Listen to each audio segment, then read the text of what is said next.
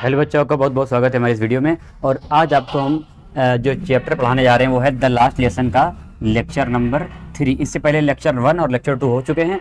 आज हम आपको एक्सप्लेन करेंगे द लास्ट लेसन का लेक्चर 3, जिसमें आपको इंग्लिश टू हिंदी आपको ट्रांसलेशन इसका बिल्कुल एक्सप्लेनेशन बताया जाएगा। जो चैप्टर लिखा है द लास्ट लेसन अल्फोंसे डॉर्डेट ने। ठीक है, तो चलिए शुरू करते हैं। और अभी तक आपने जो पढ़ा तो बताया दे रहे हैं कि एक लड़का है फ्रेंच, वो अपने स्कूल जा रहे से देर हो गई है और उसे बहुत डर लग रहा है। लेकिन जब स्कूल पहुंचता है वो डरते डरते तो वहाँ उसे मालूम पड़ता है कि उसके जो टीचर हैं वो अब नहीं पढ़ाएंगे, क्योंकि उनका जो डिस्ट्रिक्ट है अल्सासे और लॉरेन जहाँ वो रहते हैं वो चला गया है जर्मनी की तरफ। और बर्लिन से ऑर्डर आया है कि अब उन स्कूलों में, मतलब अल्सासे और लॉरेन के स्कूलों में क्या होगा, बर्लिन भाषा मतलब जर्मन भाषा पढ़ाई जाएगी, फ्रेंच नहीं पढ़ाई जाएगी। तो उस लड़के फ्रेंच को बड़ा बुरा लगता है और एम हैमल उसे बुलाते हैं कि आओ बेटा पढ़ो आके, लेकिन वो पढ़ नहीं पाता। तब उसे एम हैमल समझा रहे होते हैं। ठीक है, अब यहाँ से शुरू करते हैं। Then from one thing to another, कह रहे हैं तब एक चीज़ से दूसरी चीज़। M Hamel went on to talk, M Hamel जो हैं बात करते चले गए, एक पॉइंट से दूसरे पॉइंट पर बात करते चले गए। ऑफ द फ्रेंच लैंग्वेज, किसके बारे में बात करते चले गए, फ्रेंच भाषा के बारे में एक पॉइंट से दूसरे पॉइंट तक बात करते चले गए। कौन, एम हैमल। सेइंग दैट, और उन्होंने ये कहा, it was the most beautiful language in the world. कह रहे हैं कि जो फ्रेंच लैंग्वेज है ये दुनिया की सबसे खूबसूरत लैंग्वेज है। ठीक, the clearest, the most logical. Clearest का मतलब होता है बिल्कुल साफ सुथरी भाषा है। द मोस्ट लॉजिकल, सबसे ज़्यादा तार्किक भाषा है। That we must guard it among us, कह रहे हैं कि जिस भाषा को हम अपने बीच जिंदा रखना है, हमेशा बचाए रखना है। ठीक है, एंड नेवर फॉरगेट इट, और इसे कभी भूलना नहीं है। ठीक है, because when people are enslaved, कह रहे हैं जब लोग गुलाम बनाए जाते हैं। एनस्लेव्ड का मतलब होता है गुलाम बनाया जाना। ठीक, गुलाम बनाया जाना। तो कह रहे हैं because when people are enslaved, कह रहे हैं जब लोग गुलाम बनाए जाते हैं, कह रहे हैं as long as they hold fast to their language, कह रहे हैं कि जब लोग गुलाम बनाए जाते हैं तो जितना वो लोग अपनी भाषा से जुड़े रहते हैं, as long as they hold fast to their language का मतलब हुआ कि वो लोग जितना अपनी भाषा से जुड़े रहते हैं, it is as if they had the key to their prison. ये ऐसा होता है, अपनी भाषा से जुड़े रहना गुलामी के वक्त ऐसा होता है कि उन्हें उनकी जेल के लिए एक चाबी मिल गई है, क्योंकि चाबी क्या करती है, जेल का ताला खोलकर कैदी को आज़ाद कर देती है, ये गुलाम को आज़ाद कर देती है। आगे बढ़ते हैं। Then he opened grammar and read us our lesson, कह रहे हैं फिर उसके बाद उन्होंने ग्रामर यानी व्याकरण खोला और हमें हमारा पाठ पढ़ाने लगे। आई वॉज अमेज्ड टू सी, कह रहे हैं मैं हक्का बक्का रह गया था। आई वॉज अमेज्ड मतलब बहुत आश्चर्यचकित रह गया था, हक्का बक्का रह गया था। टू सी देख कर, how well I understood it, कह रहे मैं कितना ध्यान से सब चीज़ें समझ रहा था, या मुझे कितनी अच्छी तरीके से सारी चीज़ें समझ में आ रही थी। All he said seemed so easy, कह रहे जो भी वो कह रहे थे सब कुछ बहुत आसान लग रहा था। ठीक, so easy I think too, कह रहे इतना आसान लग रहा था कि मैंने सोचा ये सब इतना आसान है। That I had never लिसेंड so carefully, कह रहे कि मुझे ऐसा लग रहा था कि मैंने कभी इसे इतना ध्यान से सुना क्यों नहीं।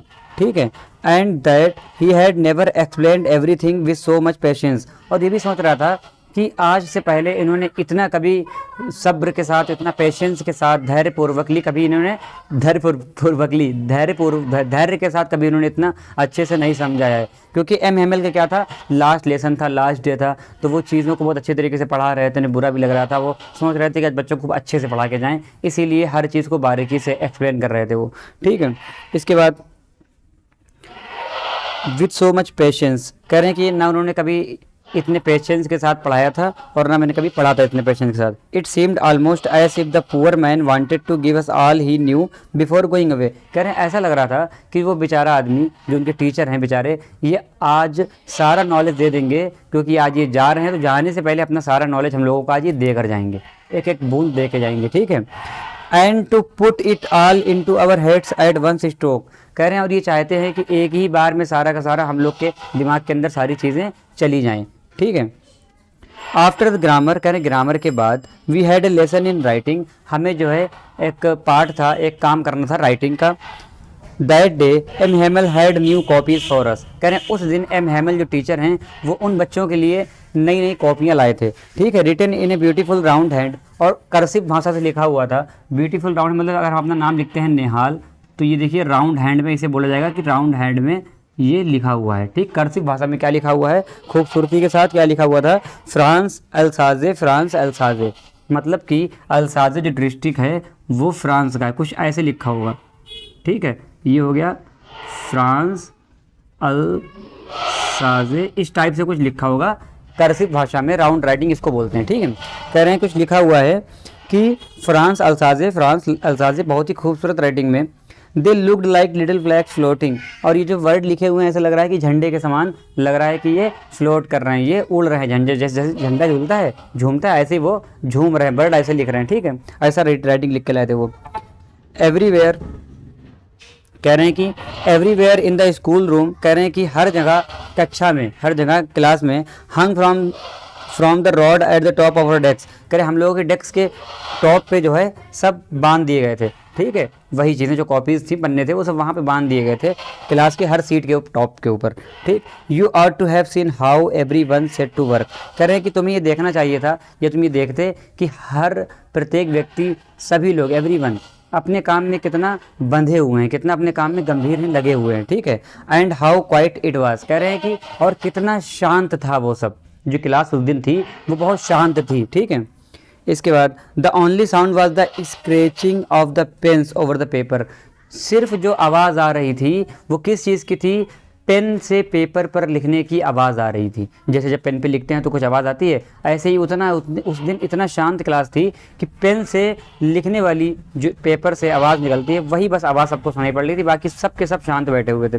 ठीक है, वंस सम बीटल्स फ्लू इन, करें फिर एक अचानक कुछ बीटल मतलब भौरे अंदर उड़कर आ गए।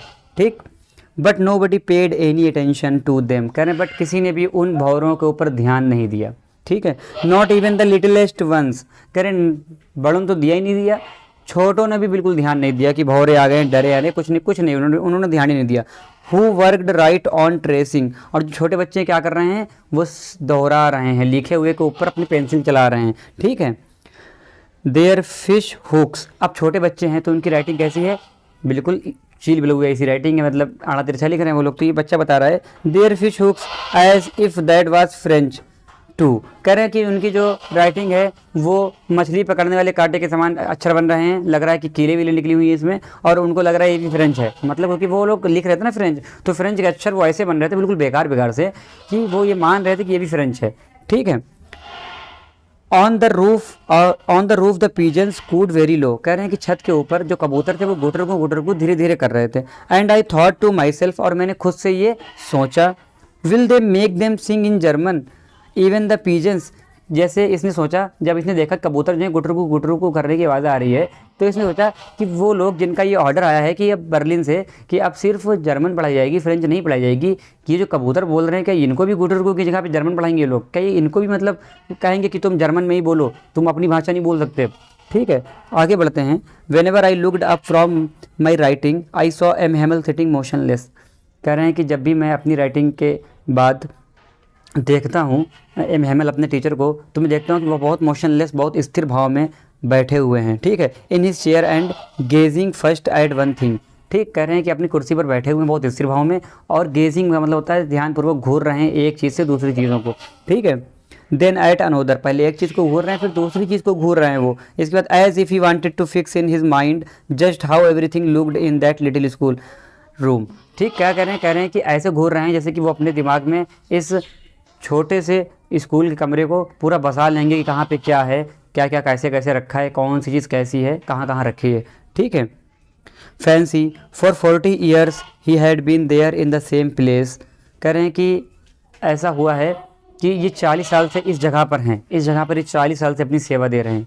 ठीक है, और with his garden outside the window and his class in front of me just like that, कह रहे हैं कि ये सब वैसा का वैसा ही है कि उनका एक अपना गार्डन भी है वहीं पीछे, और उनकी क्लास के सामने एक क्या है, उनके पीछे गार्डन है, और ये सब वैसा का वैसा ही है। 40 साल से वो ये सब अपना देखते आ रहे हैं, गार्डन, क्लास, पढ़ाई लिखाई, 40 साल उन्होंने अपने यहाँ पे दिए हैं, तो उन्हें ख़राब लग रहा है जाते हुए। ठीक है, only the desk as benches had been worn smooth, कह रहे हैं सिर्फ जो कुछ बदला है वो क्या बदला है कि बेंच एंड डेस्क जो है वही सिर्फ वॉर्न यानी घिस गई हैं। ठीक, the walnut trees in the garden were taller, कह रहे हैं जो वॉलनट मतलब अखरोट का जो पेड़ है वो बहुत बड़ा हो गया है, 40 साल पहले लगाया होगा एम हेमल साहब ने, तो अब वो बड़ा हो गया है।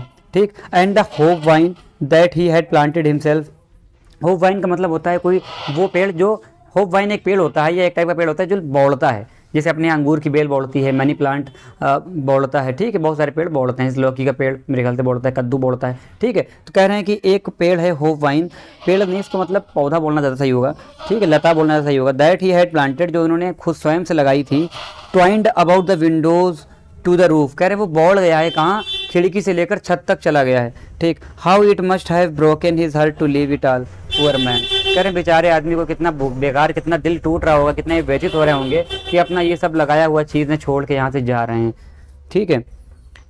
To hear his sister moving about in the room above, करे अपनी सिस्टर को सुनकर, जो कि ऊपर क्या सामान को इधर उधर ले जा रही है, वो उसकी आवाज़ें नीचे ढोने की आ रही हैं कि सामान इधर से उधर किया जा रहा है, ये सब सुनकर अपनी बहन का ये सब व्यवस्था करना सुनकर क्या अब पैकिंग देयर ट्रंक्स, जो इनकी बहन है वो ऊपर क्या कर रही है, सामान को इधर उधर उठा के रख रही है कि ये पैक कर लें वो पैक कर लें, तो इससे आवाज़ें आ रही नीचे। जब उन्होंने सुना for they must leave the country next day, क्योंकि वो इस अगले दिन आज से अगले दिन को ये देश छोड़ के चले जाएंगे बाहर, ठीक है। आगे, but he had the courage to hear every lesson to the very last, कह रहे हैं लेकिन उनके अंदर साहस है, हिम्मत है कि हर लेसन यानी हर क्वेश्चन या हर लेसन सुन सकें अंत तक, ठीक है, अंत तक सुन सकें। आफ्टर द राइटिंग के बाद, we had a lesson in history, हमारा जो पार्ट था राइटिंग के बाद जो पढ़ना था वो क्या था, इतिहास का पार्ट था। And then the babies chanted their ba be bi बो बू, कह रहे फिर उसके बाद बच्चों ने राग अलपना शुरू कर दिया, बा बेबी बो, जैसे हम लोग जब छोटे होते तो ABCD पढ़ा करते हैं, ABCD, A for Apple, B for ball, ऐसे, तो ऐसे वहाँ के बच्चों ने भी चांटिंग करना मतलब राग अलपना शुरू कर दिया है, किस चीज़ का, बा बेबी बो बू स्टेप करना शुरू कर दिया है। Down there at the back of the room old Hauser had put on his spectacles, कह रहे डाउन देयर वहाँ नीचे क्लास के पीछे, क्योंकि सब विलेज पीछे बैठते हैं हाउसर, ठीक है, क्या कर रहे हैं वो अपने स्पेक्टिकल्स पहने हुए हैं, holding is primer in both hands, दोनों हाथों से प्राइमर यानी वर्णमाला की किताब पकड़े हुए हैं, spelled the letters with them, और बच्चों के साथ वो भी उन अक्षरों को दोहरा रहे हैं, ठीक। तो पेज कहाँ गया, वो भी दोहरा रहे हैं, कहाँ चला गया, हाँ with them. You could see that he too was crying, कह रहे तुम ये देख सकते हो कि वो भी बेचारे रो रहे हैं, कौन, ओल्ड हॉसर भी रो रहे हैं। His voice trembled with emotion, कह रहे हैं कि जो उनकी आवाज़ है वो कपकपा रही है, इमोशन का मतलब होता है एक अंदर की जो फीलिंग होती है, डीप फीलिंग, उसको इमोशंस बोलते हैं, ठीक है, भावनाएं जिसको कह सकते हो आप, भावनाओं से जो है उनकी आहत है। And it was so funny to hear him that we all wanted to laugh and cry, अगर ये सब देख कर ऑफिसर को रोते हुए और चांटिंग करते हुए देख कर इतना फ़नी लग रहा है कि हम लोग हंसना भी चाहते हैं और रोना भी चाहते हैं, क्योंकि स्थिति तो हंसने वाली हो रही कि बूढ़ा आदमी रोने बच्चों तरीके से नौटंकी कर रहा है, और लेकिन क्योंकि इनके देश के साथ बड़ी गंभीर समस्या आ लगी है इसलिए ये रो भी रहे, अंदर दुखी भी हैं। आगे क्या होता है, how well I remember it, करें मुझे कैसे ये सब याद है, अभी तक कितना कितना अच्छी तरीके से मुझे ये सब याद है। दैट लास्ट लेसन, वो बेचारा अंतिम अध्याय जो हमने उस दिन पढ़ा था, ठीक है। All at once the church clock struck 12, कह रहे फिर एकदम से क्या हुआ, अचानक चर्च क्लॉक, ठीक, गिरजाघर ने क्या बजाया, 12 बजाए। देन द एंजलस, एंजलस एक इनकी प्रेयर होती है उसी के लिए, ठीक है, एंजलस प्रेयर के लिए गिरजाघर ने 12 बजाए।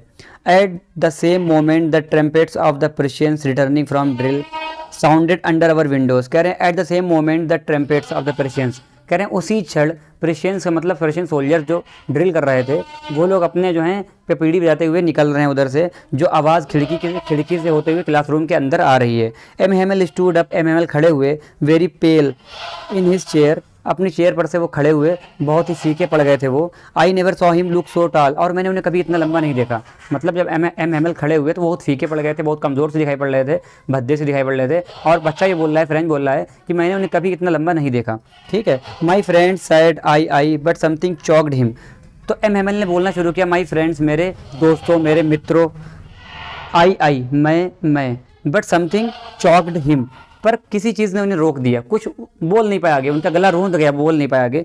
ही कुड नॉट गो ऑन, वो आगे नहीं बोल पाए। Then he turn to the blackboard, फिर वो ब्लैक बोर्ड की तरफ घूमे। टूक ए पीस ऑफ चॉक, एक चौक का टुकड़ा उठाया। Bearing on with all his might, अपनी सारी सहन शक्ति को अपने अंदर समाते हुए।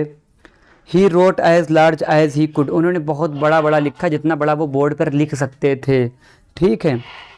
लिखा क्या, वी विल लव फ्रांस, मतलब फ्रांस जिंदाबाद, ये लिख दिया, विवेला फ्रांस लिखा, इसका मतलब होता है फ्रांस जिंदाबाद, ठीक है। Then he stopped and leaned, फिर वो रुके और फिर झुक गए, जेस्चर दिया, इसको बोलते हैं जेस्चर देना। जैसे हम लोग किसी मिलते हैं तो ऐसे मिलते हैं, ये हाथ मिलाते हैं तो हाथ, मतलब ये होता है जेस्चर, ठीक है। कम्युनिकेशन की एक स्किल होती है भी। तो इन्होंने क्या किया, एक जेस्चर दिया विदाउट ए वर्ड, उन्होंने कुछ नहीं कहा।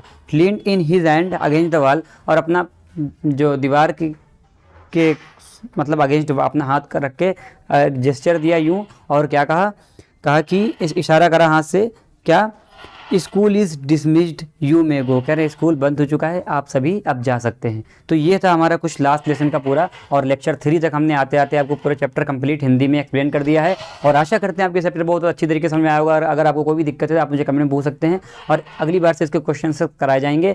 आप लोग प्लीज़ इसे देखिएगा, आपको बहुत अच्छे नंबर मिलने वाले हैं इस साल मैथ और इंग्लिश में। Thank you.